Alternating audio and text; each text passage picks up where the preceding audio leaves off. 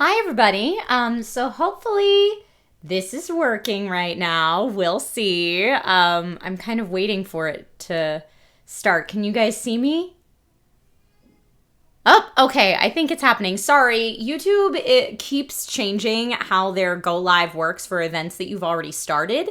And of course, I don't realize that until right about I'm about to go live. So that sucks. Oh, and now we're getting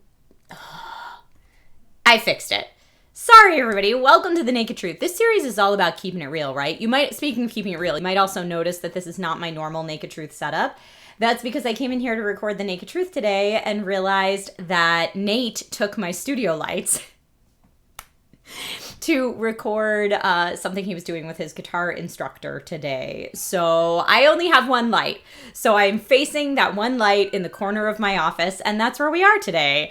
This is the chair that I normally use for my gaming and Twitch streams, and for The Naked Truth, I usually just use a chair so that you don't have a big back on it. But whatever, I'm doing it today with what I got. Haha!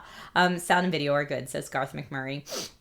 Hi, everybody. Welcome to the chaotic, crazy stream. I am going to move my hair over my shoulder because I'm still not good at having colored hair. And the colored hair on the bottom, when it's wet, I guess will dye my neck purple and blue and pink and all the different colors. So I'm still working on it. But hey, welcome. Victoria Rogers said, LOL, Nate, please. I know, right?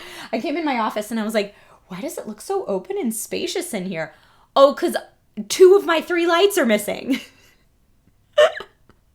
Whatever. That's all good, says Stephen Summers. Hi, Trisha. Glad you and your family are safe. Yes, update for everyone that was asking about the wildfires. Oh, Michael King says, I saw you Thursday on Front and Center seeing Maleficent. And it stinked. Oh, but it was nice seeing you push Alienware. Oh, yes. The ad that I did with Alienware at TwitchCon is playing before movies now. So if you're at the movie theaters, you might see my face up there. I haven't seen it yet, but it should be pretty cool. But yeah, what was I saying just before that? Sorry, I get so distracted. Oh, the fires. This was the closest any California wildfires have ever come to my house. And no joke, the street to the west or east of me and the street to the north of me were both completely closed off. And everyone on the other side of those streets, so literally just my neighbors across the street, were evacuated. We were not evacuated, so we were right on the line, but it was terrifying, and we were getting ready to go at any moment. So we took Logan to Disneyland for the first time on Thursday, and all day we're just getting bombarded by texts from friends who said, oh my God, are you guys okay with the fires up there? And I was like, what are you even talking about? I'm at Disneyland. I don't know what's happening. And so then we figured out, like, oh my gosh, there's a new fire that's right close to our house. Should we leave Disneyland? Should we stay at Disneyland? Should we just stay down here for the night?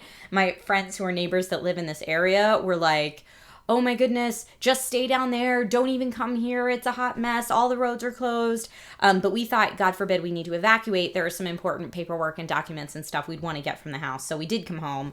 But then for the next couple days, we're just on extreme fire watch. My parents are out visiting now. They're supposed to watch Logan for us while my husband Nate and I get a quick one-night getaway for our wedding anniversary.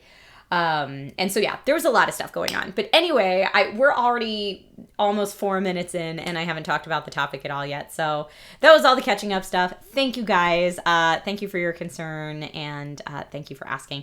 Steven Summers says, how did he like Disneyland? Mixed reviews, I would say. He's only 2. So, yeah, I have some really funny pictures of him, like, looking at Donald Duck, like, who is this guy? And him being in the front of the park with, like, Nate and I all happy holding him in front of the Mickey flowers, and he's, like, just straight up mean mugging it. But that's my son. He did have fun, though. He really liked the carousel. He really liked the teacups. He was way too scared on Pinocchio's daring adventure, so we didn't even try Snow White. And he loved the tiki room. So we're going to have to go back just really for the tiki room and the teacups and the merry-go-round. Oh, and he loved Dumbo, too. He did Dumbo with my parents, which was really cute. But yeah, so let's get to today's topic at hand. Today's topic: start your own business, or how to start your own business, or starting and growing your own business. I feel like we're going to cover a lot of that in this video today. Chris Van Dusen wrote to me and said, it's interesting how these themed dresses you wear have become part of your brand in recent years, giving you and your business a unique look. I would be interested in learning more about your journey as a business person. Would you consider doing a Naked Truth on starting and growing your own business? And yeah, this is something I get invited to speak about a lot at conventions, on panels, because some of you may not know this, but I do have my own production company. I think that I say it when I'm interviewed and stuff, but other than that, you probably wouldn't know it. So I have my own production company, and I started my own business in 2015. So it's been 4 years now that I've been operating as a business owner as opposed to just a freelancer. And in the gig-based economy that we work in right now, there's not that much of a difference. I mean, it's some paperwork and it's some different taxes, but really, if you are a freelancer who is getting jobs really consistently, it's not that far of a jump to business owner and starting your own business. And that didn't used to be the case. I saw someone actually in chat before we went live saying starting your own business takes a lot of money and capital. And I think that used to be the case when starting your own business was borrow $50 or $100 or $150,000 from the bank to get a brick and mortar retail establishment, or, you know, have an actual place and pay employees and all that kind of stuff. But like I said, in today's gig-based economy, if you are working a job that is transactional, so you provide a service or make something for someone and they pay you money, and that's how you're operating, where you determine the fee, you determine your hours, you determine all of that. You're, like I said, you're not that far from being a business owner. And my journey, I'll kind of go through my journey, and then I'm going to open it up to you guys to ask questions, because I feel like if anyone is thinking about it, I would love to be able to maybe help you if you're stuck at a certain place, because I give this advice to my friends all the time. Let's see. Yeah, I have some people that say I have some friends that started their own business, says ShadyX. And like you, Trisha, one of my friends started a production studio. Sheldon Marquez says, I really miss Bits and Bytes. Oh, I know. And one of the things I've considered with my business is bringing back Bits and Bytes. So thank you for saying that. Yeah, my story of how I started. Tyler Boyce, this is for you. Tyler Boyce says, people are constantly telling me to start my own business, but I have no idea how to get started, let alone how to get the capital to fund it. I got you. Let's do this. So how it happened for me is I never thought about starting my own business until I worked at SourceFed.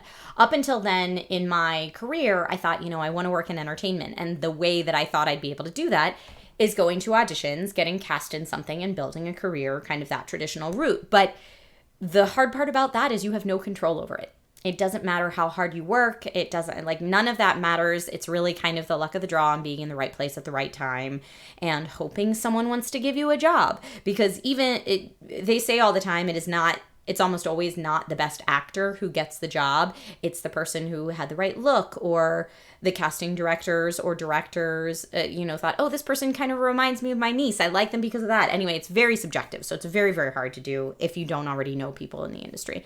So I was getting fed up of not having control over my career, even though I was working my buns off.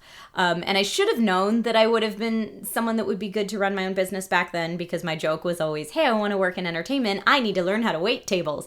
And I did. I worked in restaurants for 15 years, which is crazy. I started bussing tables well below the legal age of being able to work, and got paid cash tips under the tables from the servers. But I thought, if I'm going to be an actor, I need to wait tables. But the reason that I liken that to owning your own business is because waiting tables is one of those jobs where the harder you hustle and the more tables you take on, the more money you will make. And I always really appreciated that aspect of it, because I was like, yeah, if I just move faster, I can make more money. Or conversely, if I'm tired and don't want to move that fast, I'll make less money, but that's okay too. Which you can get fired for doing that, because still it's not technically your own business in the restaurant industry. But anyway, so when I got to SourceFed, where I went to an audition and was fortunate enough to get cast, thank you, Phil and James and Danny and everyone who were involved in the casting process back then. I was working really, really hard, and SourceFed was still in its fledgling state, so we were not making a ton of money. And eventually me and some of the other original cast members of SourceFed were like, we could probably do this for ourselves. We're the ones writing the story. We're the ones filming, and it's a white wall. We can paint a wall white and put some cameras in front of it and, put up some lights and write these same stories. Now, granted, Does it take a lot of capital to hire the camera operators and the editors and that kind of stuff? Yes, but we thought, what if we do a very bare bones version of it? And anyway, at that time, none of us were educated enough to make that leap or ready to do that leap for whatever reason. We see the Valley folks doing something similar now, but this is how many years later. But the conversation started coming up then. And that's when I really started thinking about doing it for myself. But it wasn't until I left SourceFed and started working for The Escapist that I made my own company. And that was because The Escapist, most of their offices were in North Carolina, and I was working here out of LA.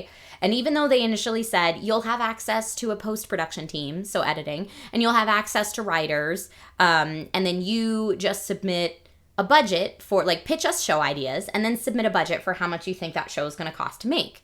And so I was like, okay, well, if I have editors and I have writers, then this is what I think I can make it for. Well, turns out I did not have editors and I did not have writers. So I was completely on my own. And I was in a situation where the studio, the main company, would give me a big old check and say, okay, make your show. And so for me, as someone who was used to being development writer talent, now having to do everything from start to finish or hire people to do it, it was very much a baptism by fire where I was just thrown into it. And immediately at that point, I again thanked DeFranco Inc. for everything I had learned in my 3 years at SourceFed and took all of that knowledge I had learned at that time and started taking educational classes via the YouTube space, but you could also get production classes online, or really in most industries, you can find classes that you can take online. And I crammed as much knowledge into my brain as I could at the same time that I started having interviews for camera ops and editors. And I started calling my friends who were very talented camera ops and editors and saying, can I hire you? Do you know someone that's good that I can hire? And just threw myself into having a production company. And at this time, my talent manager, which is kind of like an agent, said, you're not paying these people out of your personal checking account, are you? And I was like, yes. Which is a big no-go. Not good, by the way. And I was, trying to contact a lawyer to draw up employment contracts for these people, freelance contracts that I can have them sign on the day that they work. And I'm trying to get production insurance and liability insurance for the spaces that I'm filming and permits for the locations I'm filming at. And anyway, all the stuff I hadn't done before, but that's all involved in starting a production company. And I just did it. I got as much as I can and did it. And, I learned a lot in that situation because I took on too much of the work by myself. And Felicia Day talks a lot about this in her book, her first book, You're Never Weird on the Internet, almost.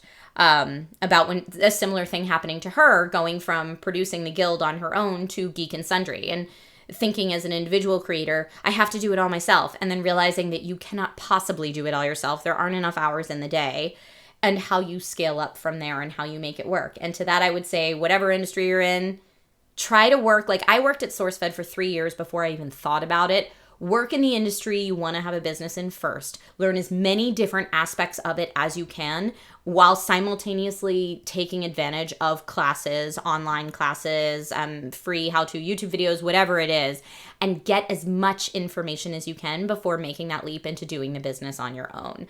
And because some of it you have to just learn on the job, but some of it you really can learn on the job while you're still working for somebody else then.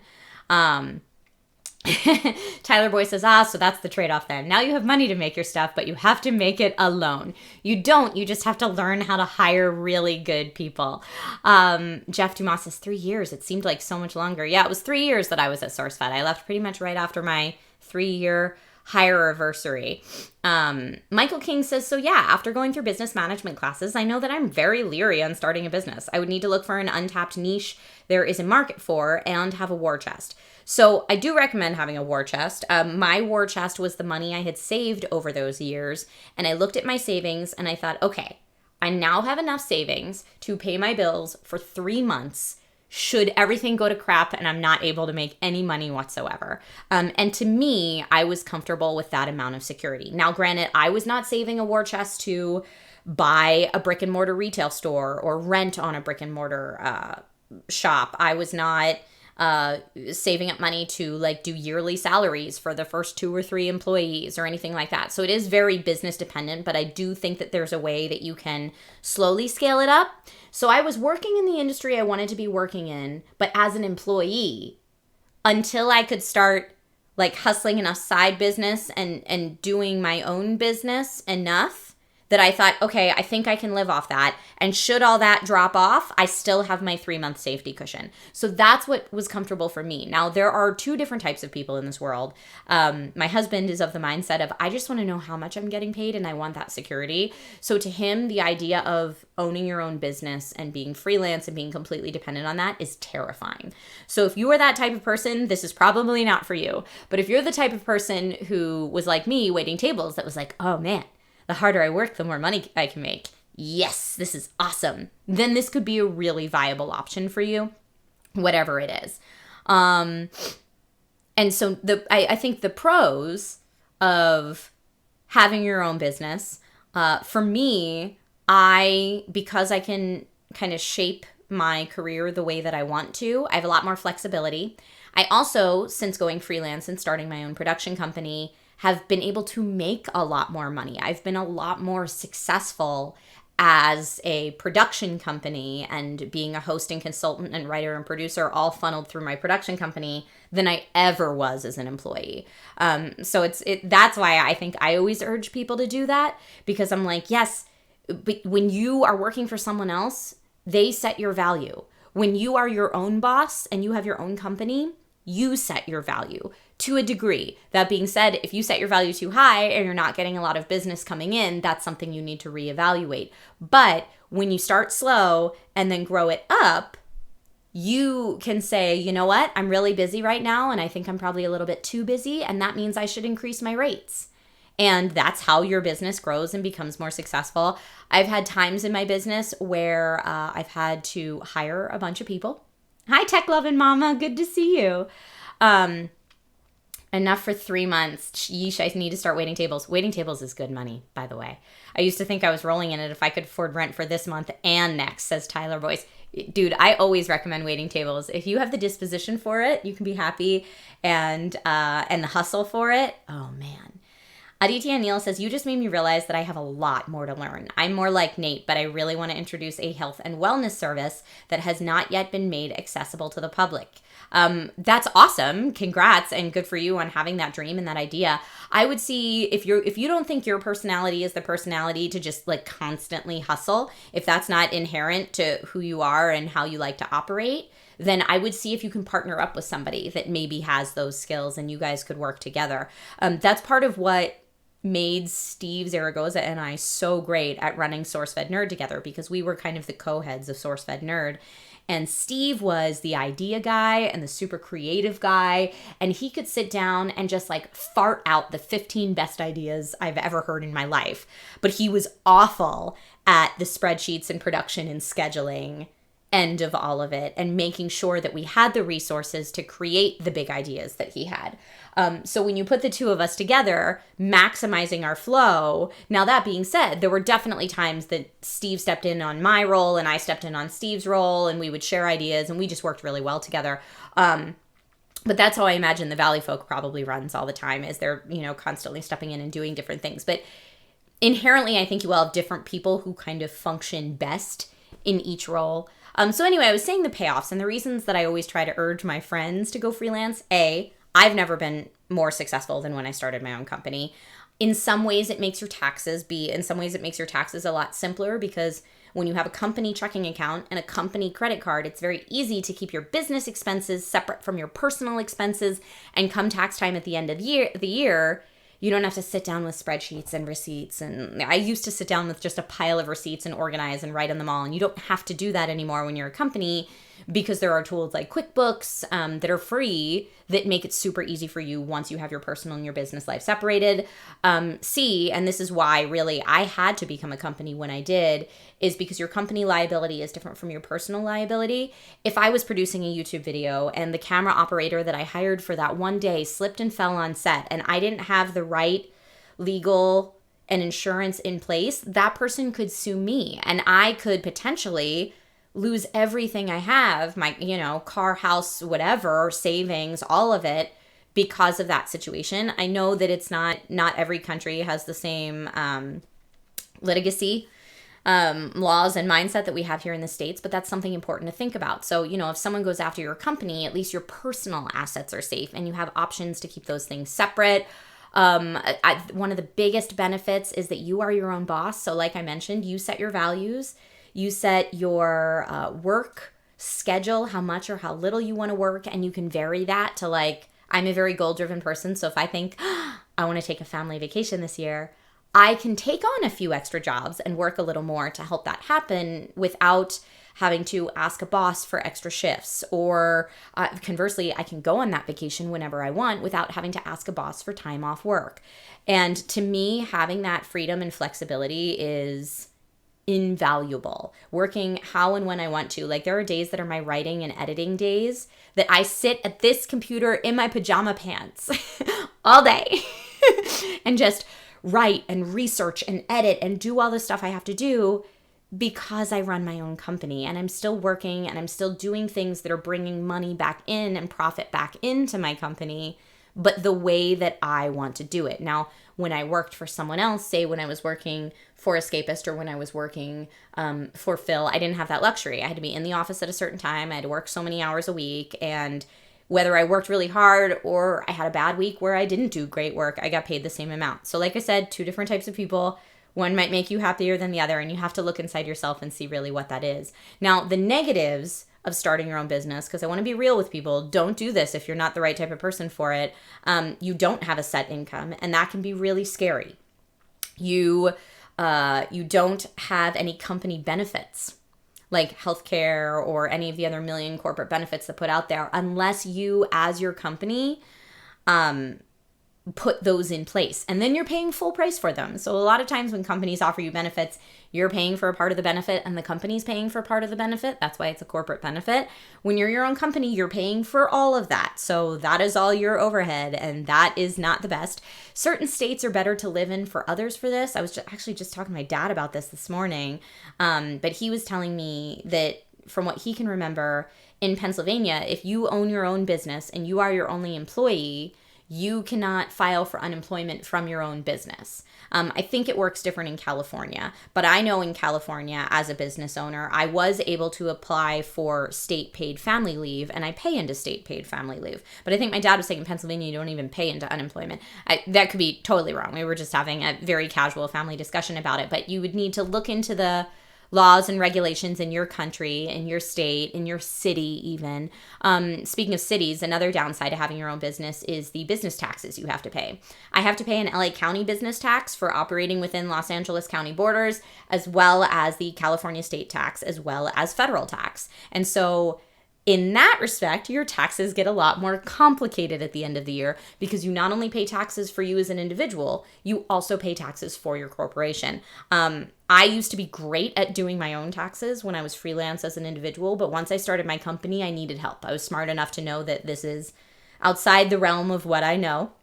And I hired an accountant, and I've been using that accountant every single year. And I pretty much just print out my reports from QuickBooks at the end of the year, hand them to my accountant, and my accountant does the rest. So taxes get a little bit more complicated in that way. But like I mentioned, easier in other ways too. So at this point, I want to open it up to a Q&A for you guys. So what kind of business would you want to start if you would start a business? And do you have any questions that I might be able to help you with? I know a couple people are saying, you've been thinking about starting your own business, but you don't really know where to start. I'm here for you. Let's do it. I want to help you get on that train. And whatever business, like I know my experience specifically is in production, but I've been helping a friend who is starting a personal wellness and training company. So she's going to offer different services from kind of lifestyle coaching to nutrition to training in personal fitness and kind of a whole bunch of stuff. And we've been talking about, how do you brand that channel? How do you market that channel? How do you ensure that you have enough business coming in that you can take the steps to grow your business? And how do you start with a very low overhead at first? And I'm really excited for her because I think she has things lined up in a really, really cool way to start up kind of at an easy, accessible pace, and then grow from there. Let's see. Garth McMurray says, are you an LLC? I am not. I am an S Corp, which is different. You can be a DBA or an LLC. Lots of different stuff. Are you your own booking and talent agent as well, says Stephen Summers. I am. I have a talent manager who helps me negotiate contracts, and I have an entertainment lawyer who, again, will step in and look at contracts. But other than that, it's all me, baby. I recently got a hosting agent who I've gotten like 1 or 2 auditions through, but 99.9999999% of the work that I get is directly from me.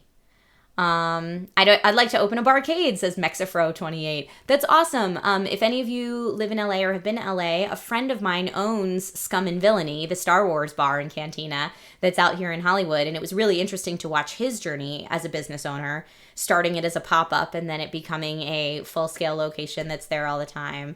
And it's, like I said, it's been fascinating to watch his journey as well. So I'm like, dude, if you want to open a barcade, open a barcade. As something that's going to need a brick and mortar, I will say your startup's going to be a little tougher and you're probably going to need to get investors because you're going to have to do all of that beginning cost. So I would heavily look at marketing and maybe do what my friend did. Start it as a pop-up at first, and then if it's doing well enough to sustain, make it a permanent spot. Garth McMurray says, I would start my own comics company, but I'm already an artist and editor for my friend's small comics company, Bad Kids Press. That's awesome. Yay. Shout out small comics company. Yay. If you're already working as an artist and editor, you could start your own comics company, freelancing yourself out as an artist and editor until you're bringing in enough work that you could hire other people to do other aspects and do everything start to finish yourself. That's awesome. Jeff Dumas says, I do run a business, but I am terrified of hiring since I have a hard time delegating. Hiring and having employees is so hard, and you never think it is when you're on the employee side of it. But I have, in my time, hired and had to let go quite a few employees. And I don't know if that's because my standards are too high, because I expect everyone to kind of operate at the level that I do once I train them, and people don't. And I think maybe I need to reset my expectations.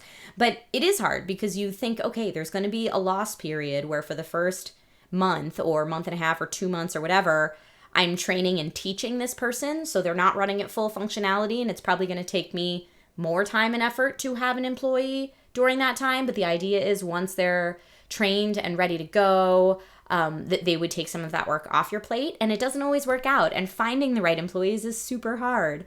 Garth McMurray says, I like Kevin Smith does Fat Man Beyond from Scum and Villainy. Yes, Kevin Smith does do that from Scum and Villainy. And my friend who owns that bar worked with Kevin Smith before he started his own company. So having those connections super helps too. Let's see. Michael King says, I think I would have done a YouTuber or podcaster. I tried starting a podcast, then I had a busy period and a trying time. My mother's dealing with breast cancer surgery on Monday. I'm so sorry. I hope it goes well. Breast cancer is a one that people do come back from, though, so stay strong. And you have to be realistic about how much time you have to invest in it, too. When I started my own business, it was before I was married and it was before I had a mortgage. So I could get kind of my 3-month buffer zone for a relatively small amount of money as opposed to what it would take now that I have a lot more responsibilities. I think it's why you see a lot of podcasters and digital startups like Twitch streamers and YouTubers when they still live with their parents. Because again, then maybe their 2 or 3 month security blanket is less because they have someone they can rely on. Cyclops, thank you for the super chat. That's super kind of you. I appreciate it. Get it? I said super twice there. Daniel Gray said, as I mentioned, I am in the early stages of my tech company. To grow, I feel like I need to hire somebody to work with me, but I am terrified of things for bad and not being terrible things going bad and not being able to pay them. So what I have done when I have hired employees, and you need to be very careful about the rules on this because there are a lot of people who do this wrong, but see how you feel about hiring freelancers. Look at the differences between a freelancer and an employee. Make sure you're crystal clear on them because the government goes after you if you pay people freelance, even though they technically fit all the description of an employee. But I am able to hire freelancers under the legal definition of exactly what a freelancer is. And what I do when I need help then is I will say, I'd love to hire you for this freelance position. A lot of times, like for assistants or something like that, or editors a lot of times too, I will say you can work from home using your own equipment whatever hours you want. I don't care. This is the deadline that I need this due by if you want this job. And then we negotiate a rate that works for them and works for me. And then I will hire them on an as needed basis, freelance. So that way I have not brought on someone full time that I think, oh my goodness, now I have to give them, so much salary per year. And what if my company goes under? And what if I can't keep that promise? My business is not at that place yet. Once your business grows to the place that you could pay those people a salary and benefits and not worry about it, then you're ready to hire another salaried employee. But in the meantime, if you can get people that are good as freelancers, and what I also try to do is if I find someone that's awesome, I refer them to all of my friends so that they can work freelance for all of my friends too and make a good full-time income, and then maybe even start their own company doing that thing. I just prefer to work that way because it's worked so well for me. But, thank you for the super chat, Aditya. You're amazing. I appreciate it. Albarak says, I owned a small hobby shop for a little over a year. I remember you telling me that. It was fun, but it really didn't make any money. I'd like to do it again, but there's so much competition out there. What I would suggest to you, and Tom, I thought about this after you and I had talked about that. Have you started opening up a hobby shop online? I know it's really fun to actually have the store, but if you opened up an Etsy store or just some kind of online retail location until you found what your niche is or where your customer base is and built up enough income coming in that you are ready to open another actual hard location, retail location, then that might be an easier way to slope into it. So you don't end up forking out all this money for a location that's not bringing in money. Tyler Boyce says, does that new California law restricting freelancers affect all freelancers or just writing contributors? From what I know, Tyler, and I'm not as well versed in it because now I'm a company, from what I know, it affects all freelancers. And the only way to kind of get around it and still be able to operate as we used to be able to operate in California is to become a business. So that would be another perk if you live in California of going from freelancer to operating as a business. Alan Powell says, I started my own business working with dogs in 2015, and it's been one of the best decisions of my life. Grooming, boarding, sitting, and walks, great money, and fulfilling AF. That is very exciting to hear, Alan, and that's how I feel about starting my own business. It's the best decision I've ever made. I've never been happier. And if you can find a way to make it happen in a way that works for you and your lifestyle and your family, it can be the best ever. And now you get to work with doggies all the time, and I get to be in entertainment all the time, which is what I always wanted to do, and I assume it is for you as well. Barrow C, thank you for the super chat, says, do you think the skills from running a successful Patreon or Twitch channel could transfer to starting a business? 100%. 100% yes. And most people that do run a successful Patreon or a successful Twitch channel do end up starting their own businesses for exactly that reason, because they realize, the stuff I'm doing as an individual might actually be better for me tax-wise and benefit-wise and all of that if I do it as a business instead of as an individual. Hi, Being Baz. Good to see you. Welcome to the stream. Optimus Provost says, I'm in a wheelchair and I would like to start a transportation business like Uber or Lyft for people with disabilities. That is awesome. What I would say is see if you can start out by working for a transportation company, maybe Uber or Lyft, or maybe something that's a little more small scale and local so that you're not directly competing with those later, but see what you can learn about working in it maybe as an employee or as a consultant or something like that, and getting your idea off the ground so that you can kind of find the pitfalls and the traps of it before it's all of your capital on the line. Like I said, I took 3 years at SourceFed and some time then into Escapist, learning everything I could about digital production before I started a production studio. And even back before that, I studied the entertainment industry with my college degree and moving on from there. So it's very, very important to know as much as you can before you go into it. But that sounds like an awesome idea. Yeah, Sheldon Marquez says that Twitch/Patreon should already be a business.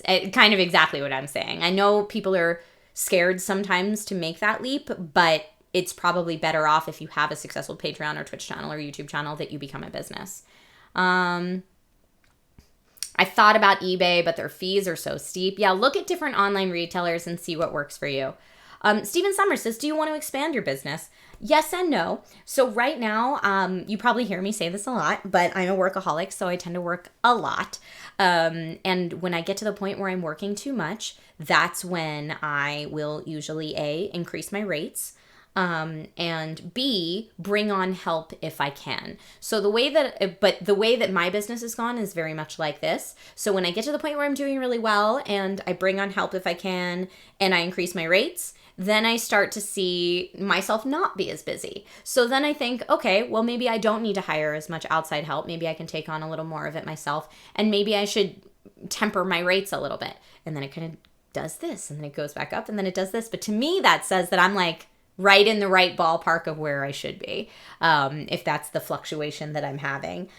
So it's interesting because you'll probably, to people that kind of don't understand the business aspect of being a digital producer and someone who works in the world that I do in content creation, you might wonder why, oh man, it seems like Trish is taking a lot of brand deals all of a sudden, or wow, Trish hasn't taken any brand deals in a long time.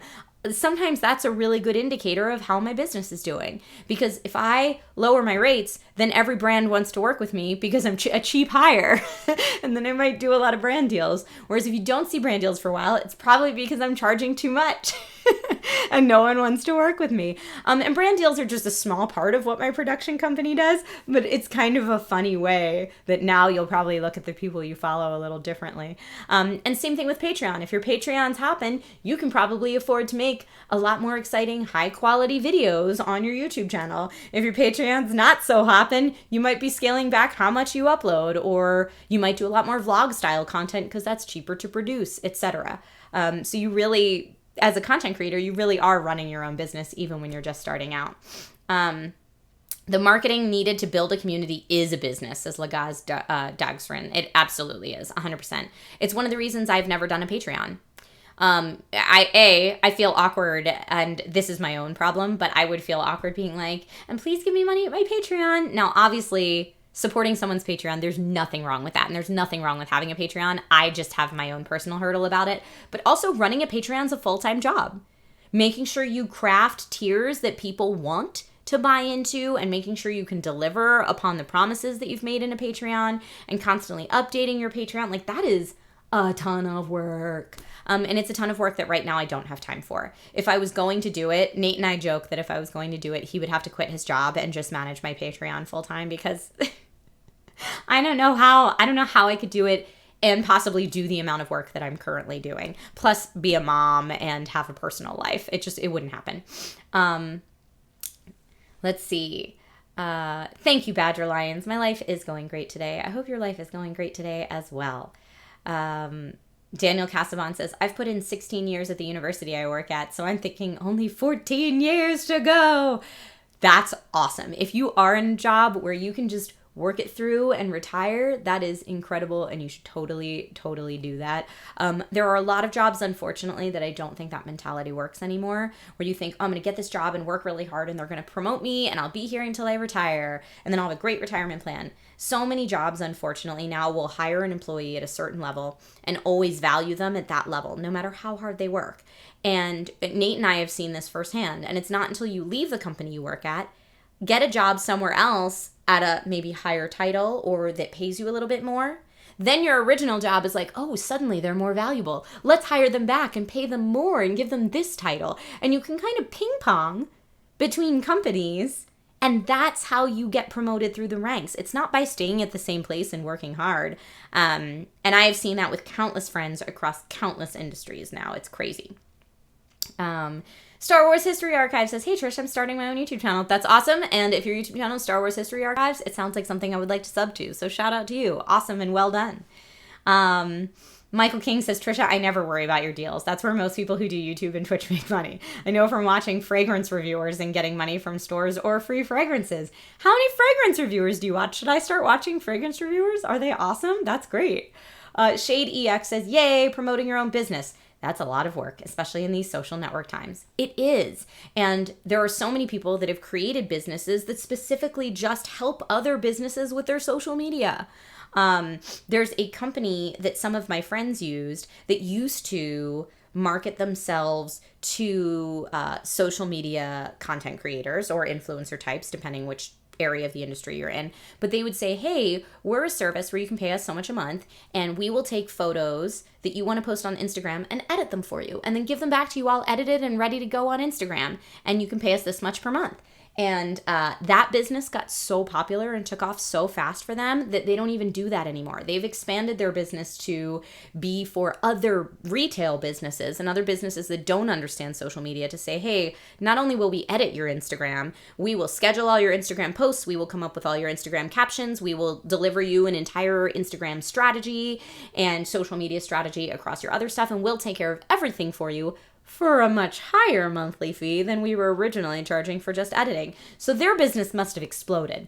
I actually called them and said, hey, I'd love to get in on this like editing thing you have. Now that I'm a mom, I don't have as much time, and I wish I could post to Instagram more often. And they were like, sorry, we don't do that anymore.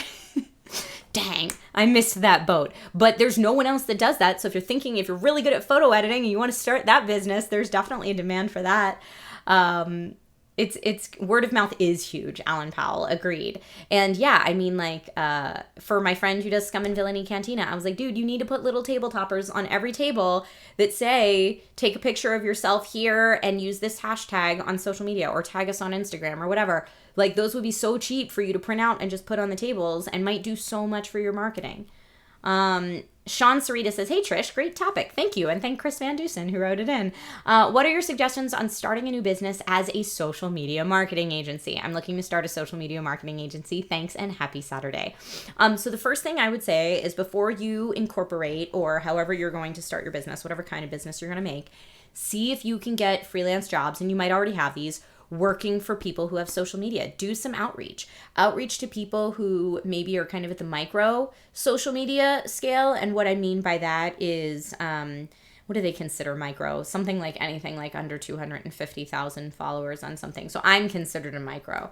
But I would start at the people who have 5 to 15,000 maybe followers on something, and say, hey, I would love to help you with your social media strategy. Do you have need for that? And then start a conversation and see financially what they can afford, and time-wise what you can afford, and make that happen. I have a really good friend who has a social media marketing company, and he's like huge scale now. He kind of started helping people he knows that are digital people, and grew to now doing major corporations.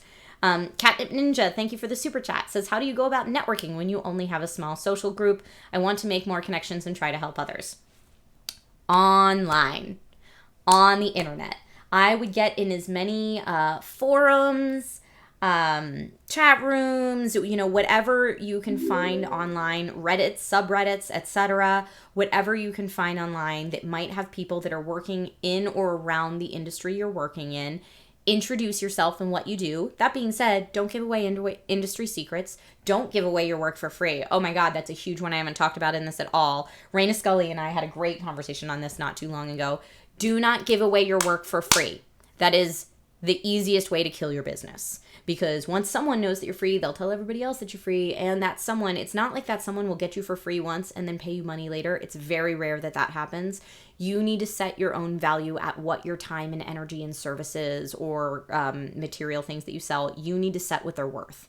And be realistic about that. And even when you're just starting out, I say, and other people will say work for free first, but I think that's very, very difficult. At least charge a little. It's the same way as when I've had viewers reach out and say, hey, I want to edit one of your Twitch streams into a highlight cut for you.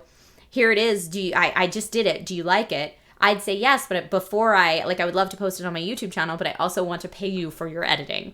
And they'd say, oh no, I just did it for fun. I don't care. Even if I give you a Starbucks card, even if I pay you, $20 or whatever we can agree upon, you still provided a talent and a service that I think is worth something. And I feel like that's always how it should be. Michael Higgins says, hey, Trisha, I'm in between starting businesses, but I do have an idea on a better support bra and wanted your opinion on reaching the right people for it. I would maybe do targeted Facebook ads. There's a lot of that kind of stuff that does pretty well on Facebook. And maybe on Instagram too. Joseph Floyd, hi, thank you for tuning in. Yes, you can always ask me questions offline later, which actually brings up a great tossed to our Discord. There's a Naked Truth channel in our Discord, and the Discord is free and open to everyone to join. It's linked in the description. Join the Discord. Ask me questions moving forward. I am always here. That's actually, it's funny, but the Discord has become the best way to get a hold of me. I used to tell people, tweet me or, DM me on Instagram or whatever, and those things tend up being so crazy, or can end up being so crazy, that I miss important messages. I missed a message from ABC right before Comic-Con. Silly Trisha, because they Instagram DM'd me and I didn't see it. So frustrating. But yeah, Discord is the easiest way to get a hold of me and to have conversations within the community. So jump on in there and yes, ask me your question. That would be great. Victoria Rogers says, don't do anything you're good at for free. Agreed. Daniel Casaman says, first one's free, like a drug dealer. To me, that never worked. But, it's always different if you have family or friends that you want to lend your services to because you're trying to help them out. Like, for example, when the Valley folk first started, if they're like, hey, Trisha, can you come over and be in a video? I'm not going to ask them to pay me to come be in a video. They're my friends and they're starting out and I want to help them with their business. So it's almost like I'm like donating my time and energy to their business. Sephiroth says, wow, a service worth a Starbucks card. If that's all they'll let me give them, at least let me give you something. I don't know that I've actually paid anyone with a Starbucks card, but that's like my idea of having to compromise with someone that's refusing to be paid. Joe says, could I send you some watermelon chapstick? Do my lips look chapped? My lips are always chapped. I never drink enough water. The Discord is fun, Michael King. All right, well, we've been going on for about 45 minutes, but this was an excellent chat. I cannot believe I have not done this Naked Truth yet. There are sometimes I struggle to find topics to do the Naked Truth on because I feel like I've talked about so many things that I love already. So thank you again, Chris Van Dusen, for writing into me and suggesting this topic.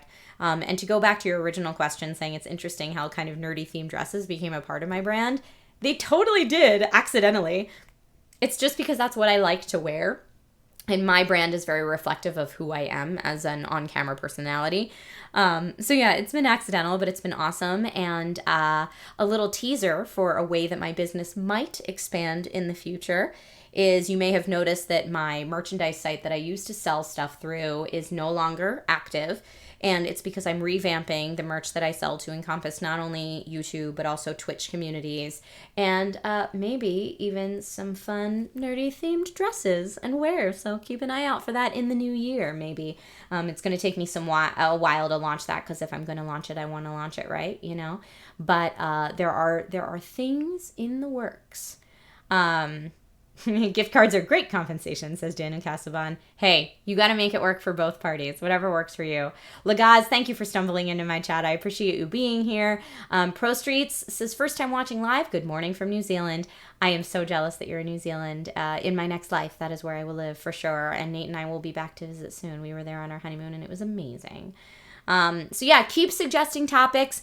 I will not be streaming tomorrow morning to my Twitch channel. Normally I stream on Sunday mornings, but I think the husbando and I are going to take a little one-night getaway since my parents are in town and it seems that the fire danger is over. We had kind of canceled it because of the fire danger, but now that people are allowed to return to their homes and it's more under control, we're actually going to go. So I won't be home tomorrow morning because we're going to do a little anniversary getaway. But maybe I will stream tomorrow night. And if not, I will almost definitely be streaming Monday night to my Twitch channel as a collaboration with the Valley Folk. So if any of you that watch this channel also watch the Valley Folk and you want to be in a Valley Folk collaboration video with this channel, then tune into twitch.tv/Trisha Hershberger Monday evening and pay attention to my socials because I'll tell you when that's going live. But it's going to be really silly and fun. And yeah, your Twitch chat name could show up in a Valley Folk video, which could be really, really fun. I don't have merch right now. Merch is relaunching. But yes, thank you for watching. And yeah, as I mentioned before, join the Discord because that's the best way to continue the conversation in between these streams. All right, thank you so much for watching, everybody, and have a lovely rest of your weekend. All right, bye, everyone. See you later. Hopefully next time I will have my lights back in my normal setup.